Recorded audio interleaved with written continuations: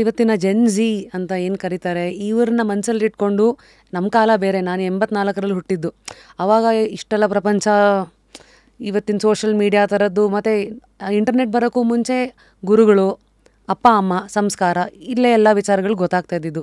But ಇವತ್ತು ಎಲ್ಲರಿಗೂ ಎಲ್ಲ ಗೊತ್ತಾಗ್ಬಿಟ್ಟಿದೆ. ಇವತ್ತಿನ ಪ್ರಪಂಚದಲ್ಲಿ ನಾವು ಜೀವನ ಹೇಗಿರಬೇಕಂತ ಆಯ್ಕೆ ಮಾಡಿಕೊಳ್ಳೋ ಒಂದು ವಿಚಾರ ಅಂತ ಬಂದಾಗ ಯುವ ಪೀಳಿಗೆಗೆ, 20ರ ಹರೆಯದಲ್ಲಿರೋರಿಗೆ ತಮ್ಮ ಕಿವಿ ಮಾತೇನು? ಬಹಳ ಸುಲಭ. ನೀವು 20 30 40 ನಿಮ್ಮ ಜೀವನಕ್ಕೊಂದು ಗುರಿ ಅಂತ ಇಟ್ಕೋಬೇಕು. ಗುರಿ ಇಲ್ಲದಿದ್ದರೆ ಜೀವನನೇ ಇಲ್ಲ.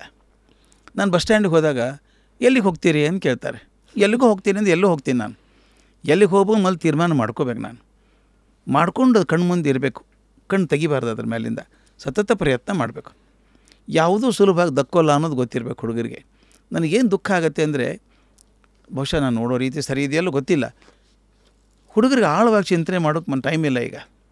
ಆಳವಾದ ಚಿಂತನೆ ಅಂದರೆ ಸರ್, ಫಾಸ್ಟ್ ಫುಡ್ ಎಲ್ಲ ಬೇಗ ಬೇಗ ಹಾಕ್ಬಿಟ್ಟು ಕ್ವಿಕ್ ಆಗಬೇಕು, ಯಶಸ್ಸು ಬೇಗ ಬರಬೇಕು, ಎಲ್ಲನೂ ಬೇಗ ಬೇಗ ಆಗಬೇಕು. ಮತ್ತು ಆಳವಾಗಿ ಚಿಂತೆ ಮಾಡ್ಬೇಕಾದ್ರೆ ಟೈಮ್ ತೊಗೊಳುತ್ತೆ. ಅದು ಅಷ್ಟು ಟೈಮ್ ನಮಗಿಲ್ಲ ಈಗ. ಕ್ವಿಕ್ ಆಗಿಬಿಡ್ಬೇಕು.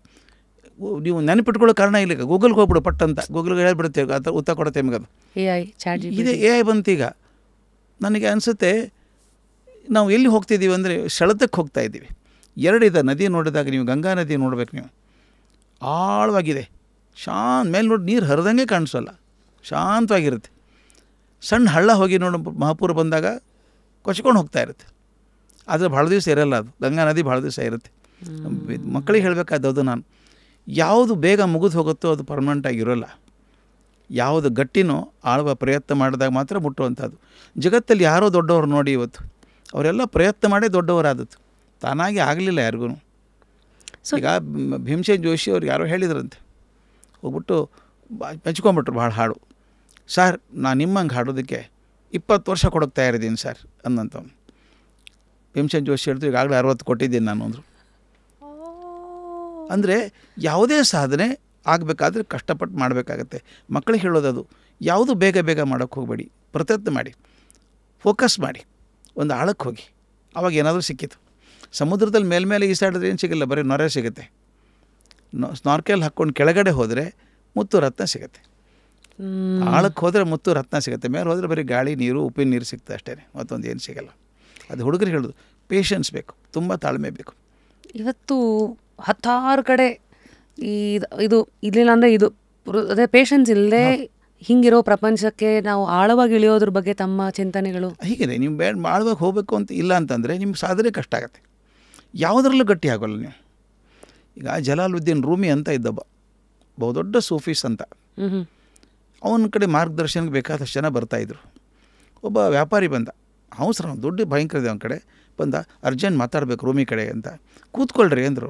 ಅರ್ಜೆಂಟ್ ಮಾತಾಡ್ಬೇಕು ನಾನು. ಎಲ್ಲ ಯಾರ ಹತ್ರ ಅರ್ಜೆಂಟ್ ಹೇಳ್ರಿ ಅವ್ರಿಗೆ, ನಾನು ಬಂದಿದ್ದೀನಿ ಅಂತ ಹೇಳಿ ರೂಮಿ ಕರೆಸಿದ್ರಂತೆ ಇವನು. ಇವ್ ಹೇಳಿದೆ, ಏನಪ್ಪ ನೀನು ತಮಾಷೆ ಅಂತ ಕೇಳಿದ. ನೋಡಿ, ಈ ಬಿಸ್ನೆಸ್ ಮಾಡಿದೆ ಫೇಲ್ ಆಯಿತು, ಇದನ್ನು ಮಾಡಿದೆ ಅದು ಆಗಲಿಲ್ಲ, ಇದನ್ನು ಮಾಡಿದೆ ಇದು ಆಗಲಿಲ್ಲ, 10 ಮಾಡಿದೆ ಯಾವುದೂ ಆಗಲಿಲ್ಲ, ಏನು ಮಾಡಲಿ ನಾನು ಅಂತ ಕೇಳಿದಂಥ ವ್ಯಾಪಾರಿ. ಬಾ, ನಾನು ಕರ್ಕೊಂಡೋದ ಮನೆ ರೂಮಿ. ಮನೆ ಹಿತ್ತಲಿತ್ತಲ್ಲ, ಹಿತ್ತಲಲ್ಲಿ ನೋಡಿದಾಗ ಹಾಳಾಗಿ ಹೋಗಿದ್ದು ಹಿತ್ತಲೆಲ್ಲ ಪೂರ. ಏನು ಮಾಡಿದ್ದೀರಿ ಅಂತ ಕೇಳಿದ ವ್ಯಾಪಾರಿ. ಏನಿಲ್ಲಪ್ಪ, ನಮ್ಮ ಹುಡುಗರಿದ್ದಾರೆ ಶಿಷ್ಯರು, ಕುಡಿಯೋ ನೀರಿಲ್ಲ ಅಂಥೇಳಿ ಬಾವಿ ತೆಗಿಯೋಕೆ ಹೋದರು.